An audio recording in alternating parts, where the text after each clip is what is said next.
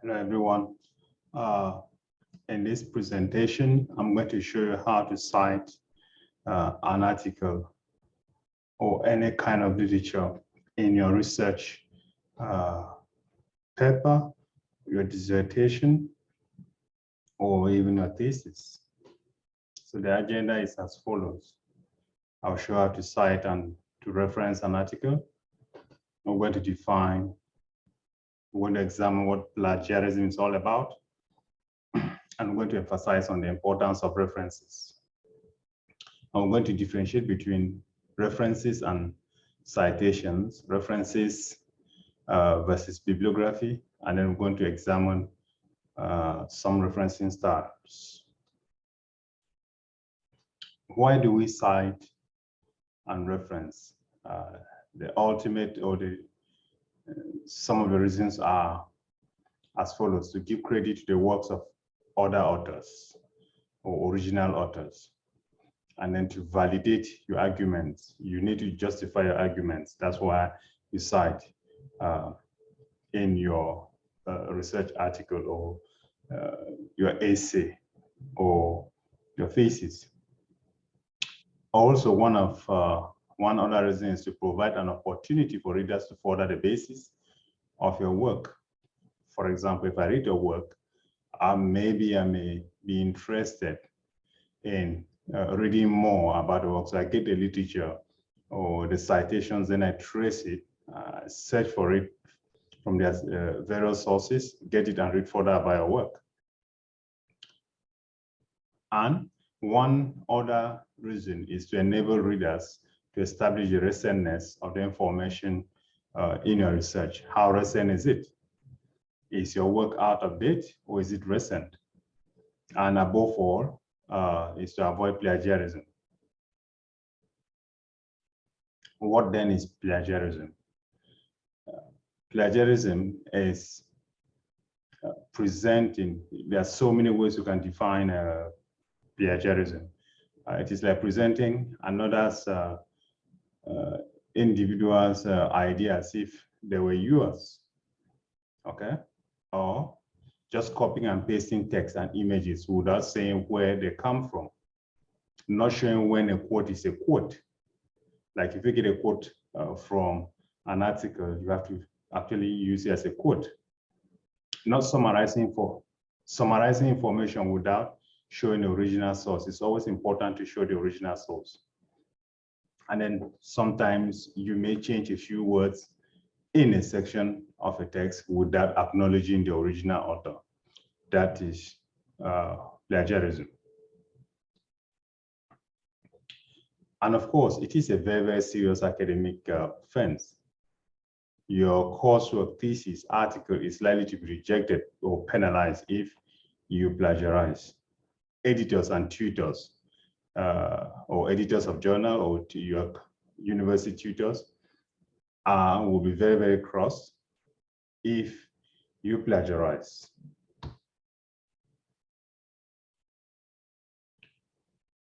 Some important findings from this published article, as from Torres, Valladares, and all. Articles that predominantly cite papers that are 2 years old or older than 2 years, contribute little to a journal's impact factor. In other words, it is advising against using articles that are older than 2 years in your research. More people are likely going to read your work if you use more recent articles, and more people are likely going to cite your work if you use more recent articles. Now, the question the student always asks me is, how many references to use in an essay? And the simple answer is, it depends on the nature of the article, since many disciplinary areas normally utilize more citations than others. For example, mathematics and philosophy papers usually have less citations than medicines and cell tissue engineering papers. In other words, it really depends on the field. Okay, in my area of construction, we generally use so many references or so many articles in order to provide evidence to what we've actually written. How old should cited articles be? Again, citing more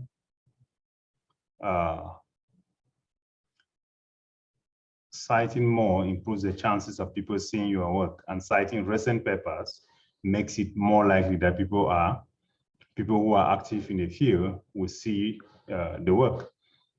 As we've said, or as established in Torres Valadares et al. 2021, if you use more recent paper, people are likely going to read your work and cite your work.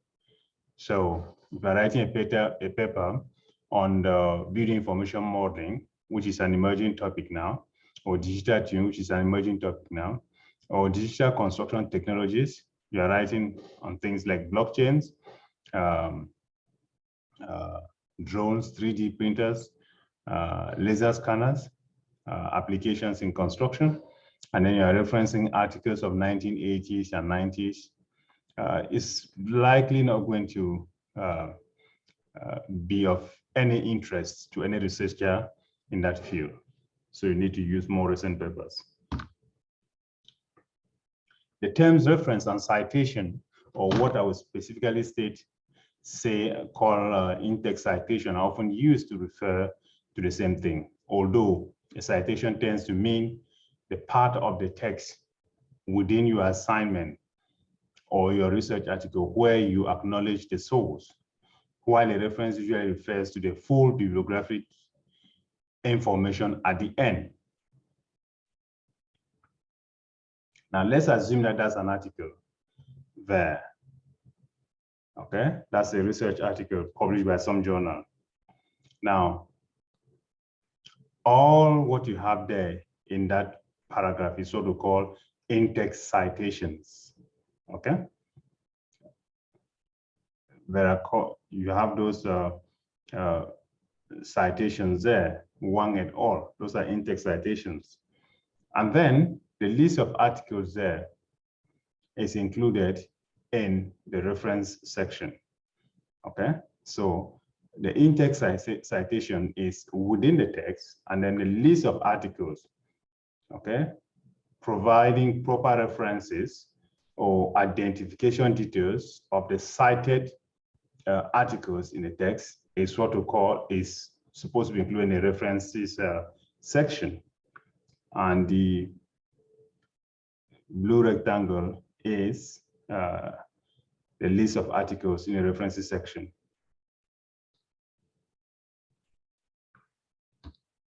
Yeah. So reference list is a detailed list of references or literature that are cited in your work.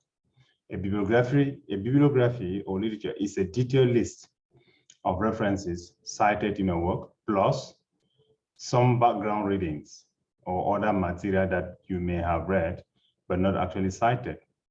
So here we want to differentiate. There's always that confusion between references and bibliography. So in case of references, if you cite articles, say 10 articles in the body of an article or essay, then we expect to see 10 articles, details of 10 articles in the references section. Now, in case of bibliography, if you have 10 articles cited in the body of an essay or research article, we'll expect more than 10 in the bibliography section. Okay? Now, that is, again, an example there. Now, if you look, you realize that article, the site have 1, 2, 3, 4, 5 articles have been cited in the body of the of this article. Now, below, you have also 5 articles listed. Now, but then there are some articles that have not been cited in the body of the text. So you have Bernard and Little, Bernard 2002 and Little. So because of those extra two, the title of that section is now bibliography, because we have 5 articles cited in the main body, then 7 articles. So 2 extra ones that we've read that you might have read and not cited it, okay? So for that reason, you call that section bibliography, not references. So in references, you tend to have some articles or some books that you've read and not reference it, or not cited it in the main body. And so there are so many referencing styles. You have the IEEE, Institute of Electrical and Electronics Engineering referencing style. And then you have the American Psychological Association referencing style. You have the Modern Language Association, MLA, and then the Chicago Turabian referencing style. And the last one covered is the Harvard referencing style. That one is in blue. And so that's the one that we're going to expand on in our next presentation. So I'm just going to highlight the different ones. You must have seen articles with numbers, numbering in brackets or in square brackets in the articles and also in the reference list. That is the IEEE style. And then that's the APA. That's, I think, the American Psychological Association referencing style. So if you look at it, take note of the ampersand style notation, ampersand notation, because some will not use that sign. So in the APA style, you have that. Then the MLA, you will notice that in the text, they use a surname, and then in the reference list, they use a surname and then first name, okay? So take note, complete, there are no initials here.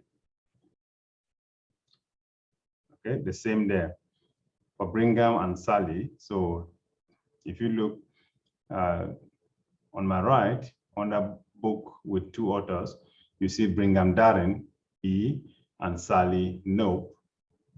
Okay, their names are, at least their first 2 names are there. Surname, first name are stated. For the Chicago Turabian, you can notice that they have Nicholson cited in the text with a page number, and then in a reference list, they have Nicholson as a surname, and then first name, R, and the year. Take note of the way the names appear in a reference list. There's a surname, there's a first name, and then there's an initial for other names.